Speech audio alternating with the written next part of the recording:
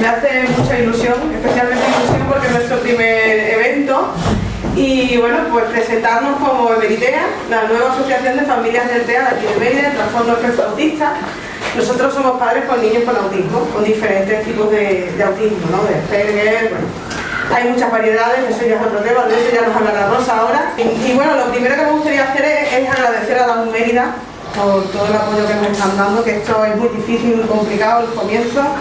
Y nos están dando muchísima cobertura, nos están ayudando en todo lo que pueden. Y a nivel personal, que yo ya lo he dicho muchas veces, y ya peco de empalagosa, pero mi hija está aquí en la Mérida y desde que yo estoy aquí en la Mérida y está ella, a mí me han dado la vida. Bueno, lo primero es agradecerle a María la invitación que me hizo para poder participar con vosotros de este día, que entiendo que es muy significativo para todas vosotras, ¿no? Y daros la enhorabuena porque estáis consiguiendo mucho en muy poco tiempo, y más que seguro que vais a conseguir, estoy segura. Para los que no me conocen, porque hay gente que me conoce, pero para los que digan quién es esta señora que nos va a soltar el rollo, pues me llamo María Rosa Gómez, a María la conozco desde pequeña, somos amigas desde el cole, soy médico, estudié aquí en la Universidad de Extremadura y me especialicé en psiquiatría en el Hospital Ramón y Cajal de Madrid, y ahora mismo estoy trabajando en la unidad de agudos de psiquiatría del Hospital de Lleida.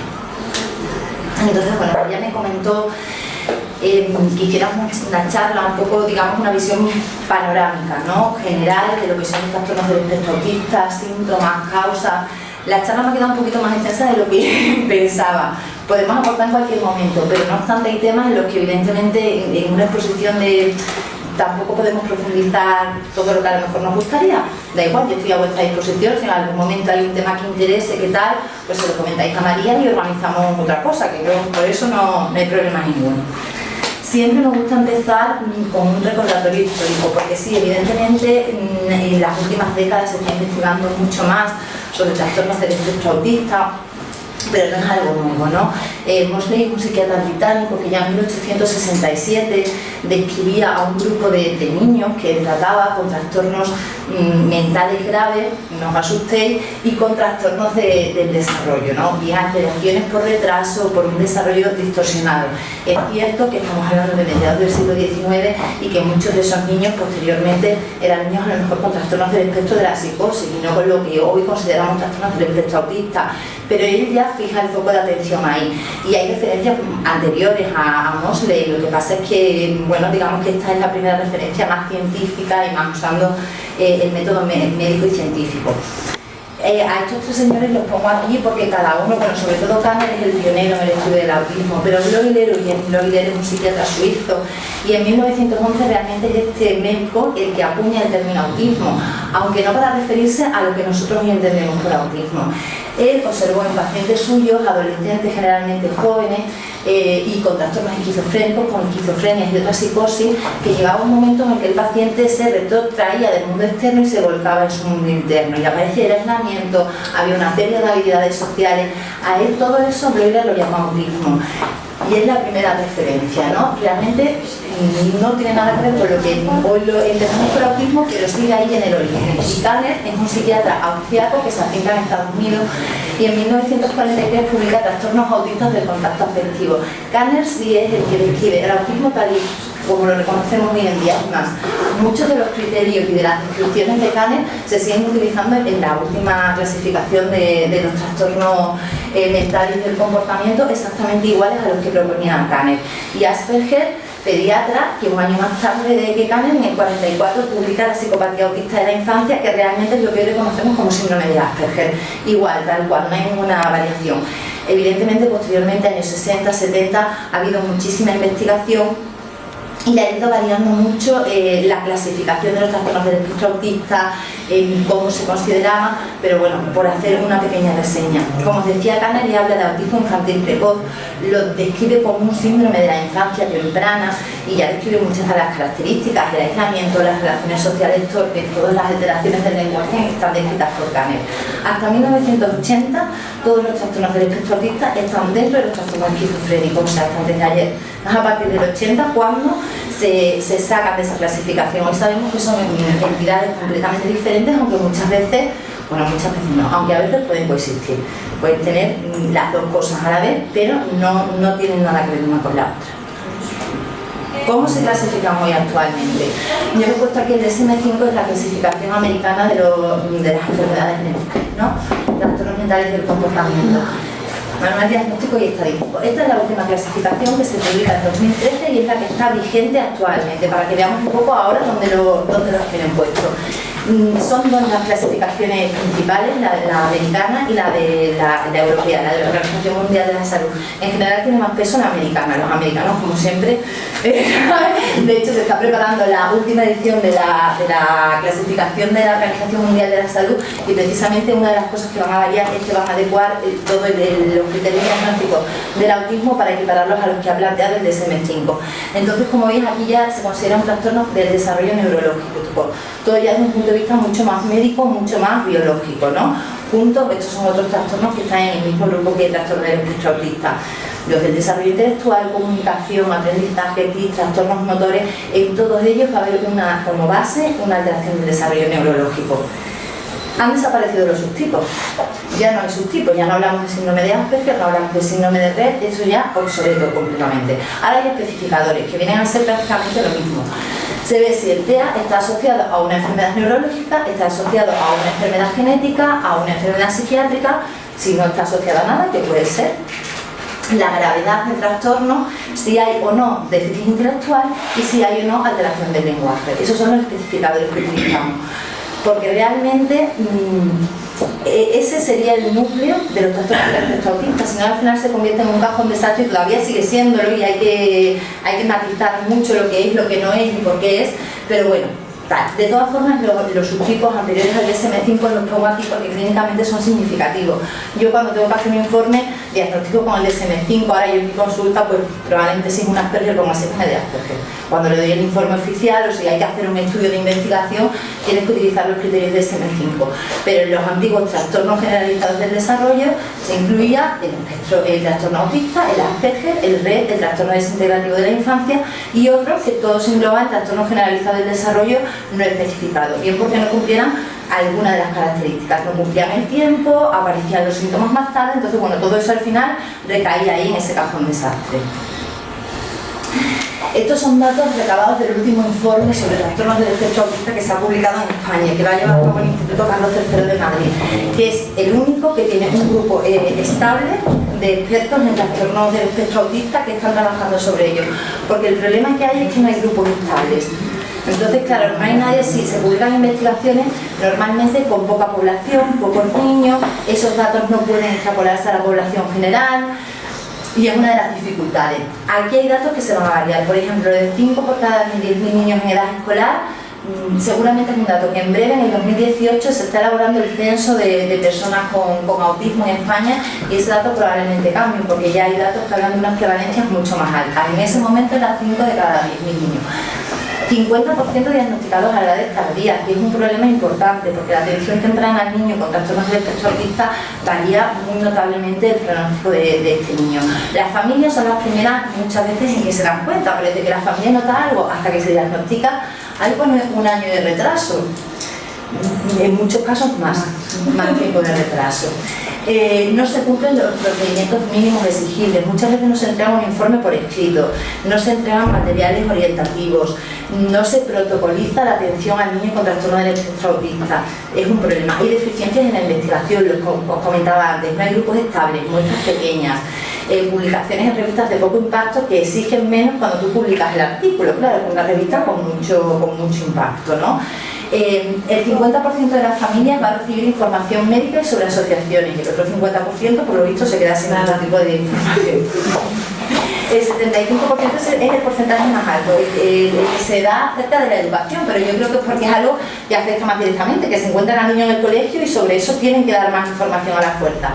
25% recibe material educativo y un 20% no recibe informe médico. Si no está en informe médico, pedidme, por favor, estamos obligados a hacerlo. Hombre, lo único que os pido es que le deis al médico unos días porque son informes largos y son informes complicados. Pero pedidlo, es que es un derecho, es que no podéis ir por ahí sin tener un papel en el que al menos os digan el diagnóstico tal, al médico, a la neuropsicóloga, a todos los que os vayan haciendo eso. Es un derecho vuestro y yo creo que lo tenéis, que es importante, porque luego si vosotros decís, pero si por lo que sea os pasa algo, estáis en otro hospital, tenéis que reclamar una prueba, tenéis que, no lo sé, tendréis que tener un ese por escrito y estamos obligados. Cuando tú hablas con el médico que sea, y bueno, pues en una semana, en un par de semanas, se puede ser un poco flexible, no hace falta que me lo hagas mañana, pero me lo tienes que hacer. Las valoraciones más altas son para el sistema educativo, las más bajas para los apoyos sociales de la familia, y en general hay más satisfacción con los servicios que aportan a asociaciones que no con los servicios públicos. Tampoco me extraña. Hoy en día, ¿cuál es la definición del TEA actual? Un síndrome del neurodesarrollo, un síndrome es un conjunto de signos y síntomas, o sea, va a haber muchos síntomas, muchos signos. Cuando hablamos del neurodesarrollo estamos hablando, se está afectando el sistema nervioso central y se está afectando desde el momento de la gestación prácticamente. El neuroectodermo y todo esto se empieza a desarrollar desde las primeras semanas de vida. Bueno, pues ahí ya podría haber alteraciones. Fenotípicamente heterogéneo, ¿esto qué significa? Que hay una variedad de síntomas inmensa, cada niño es un mundo, cada niño con un TEA es un mundo. Esta variedad de síntomas muchas veces nos dificulta también el diagnóstico. Es cierto que va a haber síntomas comunes y que los vamos a ver, pero es que es tan variable de un niño a otro que esto lo dificulta. Herencia poligénica complica también el encontrar la causa. No es que yo diga hay un gen alterado y entonces voy a tener, no, es que hay muchos genes alterados, muchos cromosomas afectados, entonces no es fácil. Y ni siquiera necesitamos solo la alteración genética, necesitamos factores externos, luego lo vamos a ver. Y los dos dominios que tienen que estar alterados necesariamente son la comunicación y la interacción social y la conducta, patrones repetitivos, restrictivos de conducta, de intereses y de actividades. Antes se consideraba el lenguaje el tercer pilar y se consideraba que el lenguaje tenía que estar afectado. Hoy no, porque se ha visto en hermanos con trastornos del espectro autista que, digamos, cada ámbito sintomático se le da por separado. La comunicación por un lado, los patrones de conducta por otro, el lenguaje por otro. Mientras que en todos los trastornos del espectro autista vamos a tener alterada la comunicación y la conducta, el lenguaje solo va a estar alterado en algunos tipos. Sobre la prevalencia, ese 1%, digamos que es la media entre Estados Unidos y Europa. Sería 1 de cada 100 que ya está bajando. Se ha publicado ya 1 cada 88 y estoy segura que con los nuevos estudios probablemente baje más. Sería ya, hablamos de 8 de cada 10.000 niños. Ya no pasa de 5, ya son 8 de cada 10.000 niños. Ha aumentado en las últimas décadas probablemente porque también hay un mayor interés en el tema, se busca más. Si no lo buscas, no lo encuentras o lo encuentras mal o lo clasificas de otra forma, ¿no? Y que la prevalencia aumente con la edad no es que haya más niños a medida que cumplen años, es que los síntomas van siendo más evidentes. Entonces, bueno, pues niños que a lo mejor en un primer momento no se consideraron que tenían el trastorno, van pasando los años y sí. Como sabéis, más frecuente en varones que en mujeres, 4 o 5 niños por cada niña. Y en caso de que sea niña, hay mayor frecuencia de discapacidad intelectual, que no quiere decir que si vuestra niña tiene un TEA vaya a tener que tener la discapacidad intelectual. El porcentaje de discapacidad intelectual no es demasiado alto, pero bueno, en comparación con los niños sí que hay más frecuencia en las niñas.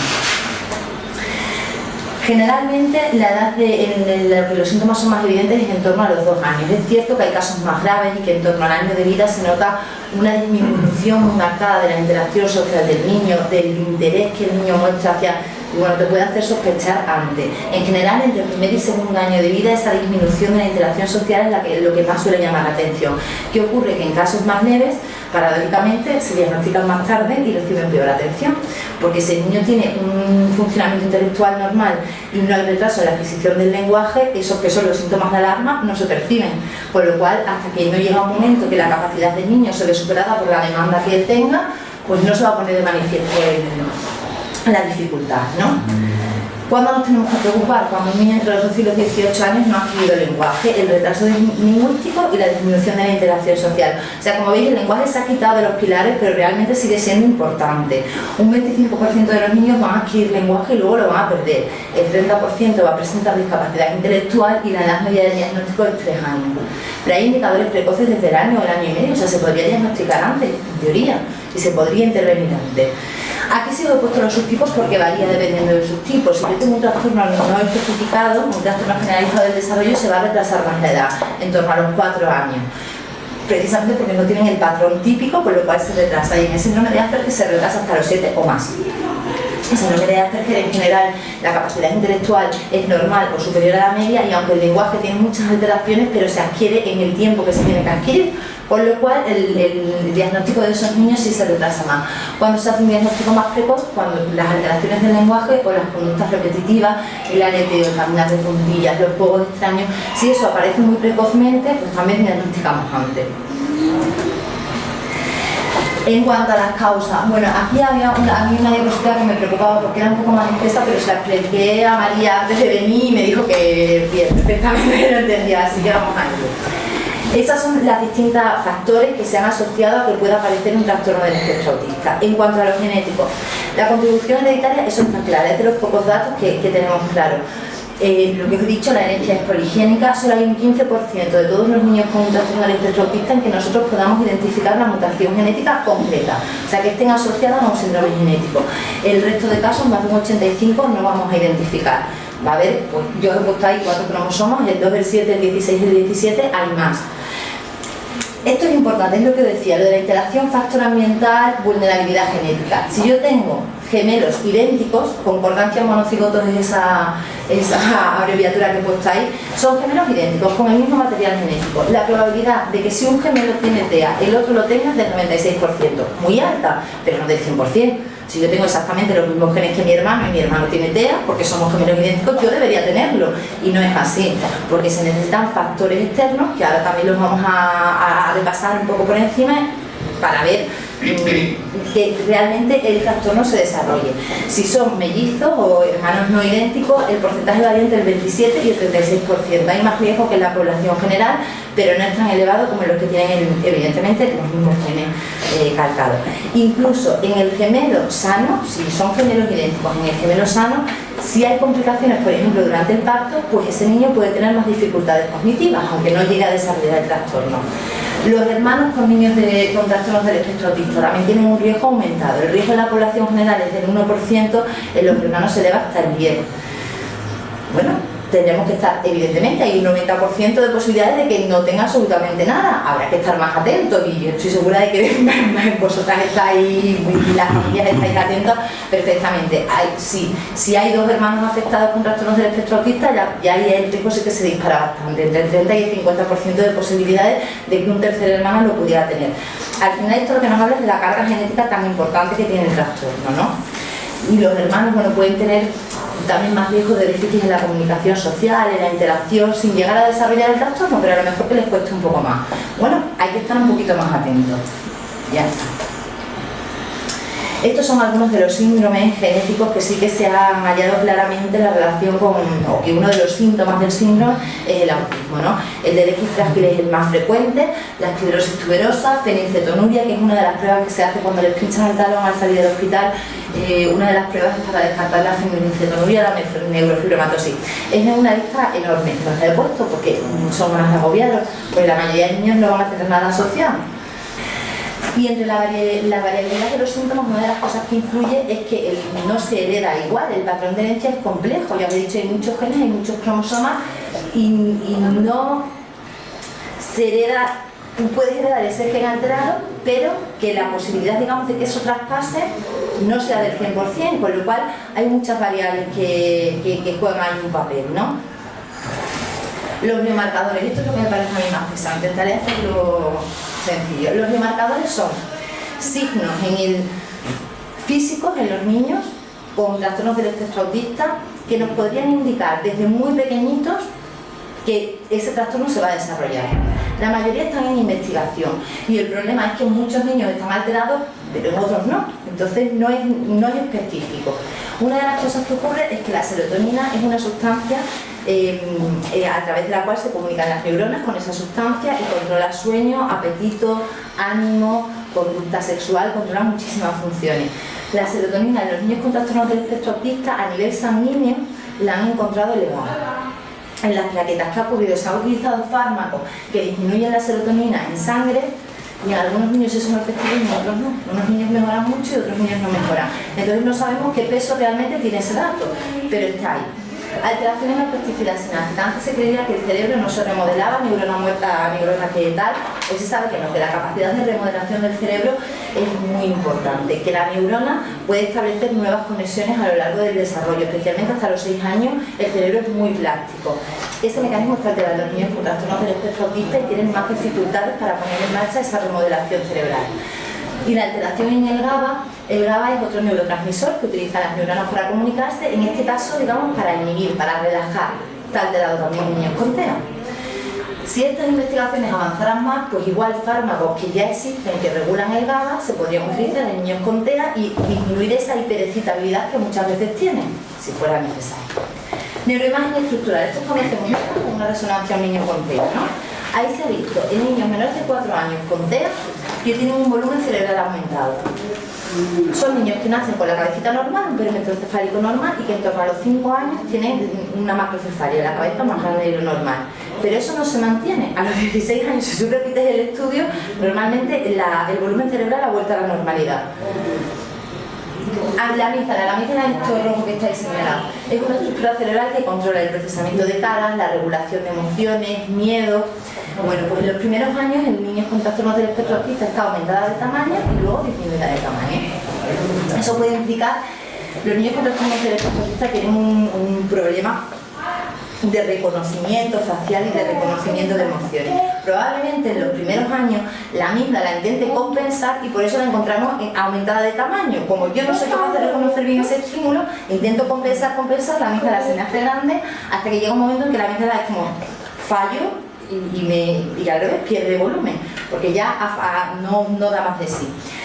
Y el estriado que está por detrás de la amígdala y no se ve bien, también está aumentado de tamaño en niños con TEA. Eso se relaciona con las conductas repetitivas. A más aumento de tamaño del estriado, más conductas repetitivas que tienen los niños. Y la neuroimagen funcional son pruebas más específicas, de tomografía por emisión de positrones. Bueno, son pruebas que se utilizan básicamente para estudios de investigación. En la que tú puedes ver cómo funciona la neurona, cómo la neurona está pasando sustancias de una neurona a otra, cómo se están comunicando, ¿vale? En esas pruebas se ha visto que hay alteración en la percepción de las caras y en la teoría de la mente, que ahora vemos lo que es. Al final, ¿esto de qué habla? De que hay unos periodos críticos cerebrales en los que el cerebro se remodela, en los que el cerebro va modificándose, que los niños con TEA no superan o no realizan de forma correcta. El cerebro en ese caso no está funcionando correctamente y entonces esa plasticidad la pierden y no son capaces de remodelar. La percepción de las caras, por ejemplo, se ha visto con estas pruebas que os digo, en las que tú ves cómo va funcionando la neurona, que la activación del cerebro cuando ellos perciben una cara es distinta a niños sin TEA. Ellos se fijan más en partes concretas de la cara en lugar de la cara entera, más en los labios que en los ojos y se ve una mayor activación de nuestra amiga la amígdala que os comentaba antes, pues hay una mayor, al mismo estímulo, en un niño sin TEA la amígdala se estimula X y en un niño con TEA se estimula más porque, claro, no la percibe bien, entonces fuerza la estimulación. La teoría de la mente es la capacidad que nosotros tenemos de atribuir los estados emocionales a nosotros y a los otros, alterado también en niños con TEA. Como se ha visto a través de estas pruebas, se veía que el lóbulo temporal, que es el lóbulo temporal, ese es el frontal, este es el temporal, ¿vale? Pues estos dos lóbulos no se activan igual que en niños con TEA. Hay alteraciones en la activación, con lo cual se altera el reconocimiento de caras, la percepción social, la percepción emocional. Como veis, está todo en el cerebro, no es puramente cerebral. Y luego, en el lóbulo frontal, además disminuye la activación en el lado izquierdo y eso se relaciona con tareas de memoria y de lenguaje, ¿vale? Esto es lo más... Pues ya digo, que hay que completar los estudios porque muchas veces son muestras muy pequeñas. Y entonces los datos no son significativos, no podemos decir que les ocurra a todos. Incompatibilidad inmunológica es otra de las causas que se ha propuesto como posible. Se ha visto en casos aislados, esto sí que en casos aislados y sigue en investigación. Esto es cuando sangre materna y fetal se ponen en contacto y los anticuerpos de la madre reconocen como extraño algún elemento de sangre fetal y lo atacan. Se puede producir un daño en los tejidos embrionarios y en algunos casos sí se ha relacionado con el desarrollo posterior de un trastorno del espectro autista. En cuanto a los factores antes del nacimiento y alrededor del nacimiento que influyen. No podemos decir que ninguno de estos factores solo sea el causante, sí que se han visto aumentados en niños que luego han tenido trastornos del espectro autista. Durante el embarazo, la edad avanzada de los padres, que hay una hemorragia durante la gestación, una diabetes gestacional o que sea el primogénito. Hay muchísimas mujeres que tienen diabetes durante la gestación y luego el niño no desarrolla el trastorno del espectro autista. Por eso digo que se ha visto relacionado. Y los factores perinatales, complicaciones en el cordón umbilical, que el niño sufra un traumatismo durante el nacimiento, que haya sufrimiento fetal agudo por falta de oxígeno, se entiende, una talla reducida, un bajo peso de nacimiento. La baja puntuación, el APGAR es un test que se hace al niño nada más nacer, se hace en 2 minutos, para ver que respira, que se mueve, qué tal. La puntuación máxima es 10, pues puntuaciones bajas en el APGAR indican también que podría haberlo. La incompatibilidad del sistema ABC-RH solo de los grupos sanguíneos, es de lo que hemos hablado anteriormente, y el aumento de bilirrubina en sangre. Al final, lo que hay debajo de muchas de estas causas es un déficit de oxígeno al feto. Los traumatismos del cordón, un traumatismo al nacer, el sufrimiento fetal agudo, una hemorragia durante la gestación, todo eso lo que hace es que el aporte de oxígeno al feto no sea el correcto. Y eso sí que es lo que se podría relacionar, es lo que está en la base de todo. ¿Qué trastornos neurológicos se asocian? Sí que hay más alteraciones en los electros. Si nosotros hacemos el electro, que se ponen los electrodos, los cables y tal, hasta el 83% de los niños autistas van a tener alteraciones en el electro, pero son inespecíficas. Entonces, claro, al ser inespecíficas, en algunos, lo que decía antes, en algunos aparecen, en otros no tienen significación, no conocemos bien la significación de eso. Las crisis convulsivas sí que son más frecuentes que en la población general, hasta un 32% de los niños. Y la dilatación ventricular en el TAC hasta el 25%. Los ventrículos son unas estructuras cerebrales, unas cavidades que están dentro del cerebro. Si esos ventrículos están dilatados, pues sí se ha relacionado con el autismo. Pero en un 25% de los casos y el otro 75% no. Entonces, bueno, como veis es que tampoco podemos elaborar un protocolo que diga, bueno, hacemos todas estas pruebas y vamos a tener una certeza, porque no hay certeza. Más probabilidades tal vez sí. Y luego las teorías psicosociales y que había al inicio, incluso planteó si problemas emocionales en los padres de niños con TEA, esas están completamente refutadas y descartadas hoy a día de hoy. No hay ninguna diferencia entre los padres de niños con trastornos del espectro autista y los padres de niños sin trastornos del espectro autista. Entonces esas ni os las he puesto porque no valen.